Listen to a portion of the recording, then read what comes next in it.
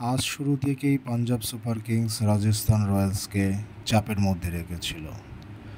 রাজস্থান রয়্যালসকে কোনোভাবেই মোমেন্টাম তৈরি করার সুযোগ করে দেয় না এই পাঞ্জাব সুপার কিংস। তার ফলাফল পাঞ্জাব সুপার কিংস 5 উইকেটে জয় পেয়েছে।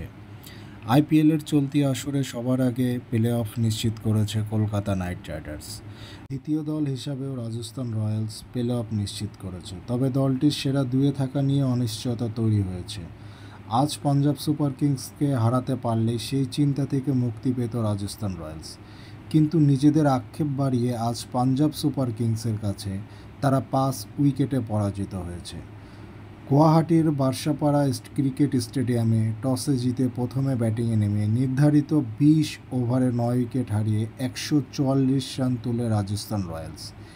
আর এই লক্ষ্য তাড়া করতে নেমে 18.5 ওভারে জয়ের বন্দরে পৌঁছে যায় পাঞ্জাব সুপার কিংস। প্রতিদিন সবার আগে সকল খেলার আপডেট পেতে আর স্পোর্টস অফিসিয়াল চ্যানেলের সাথে থাকুন।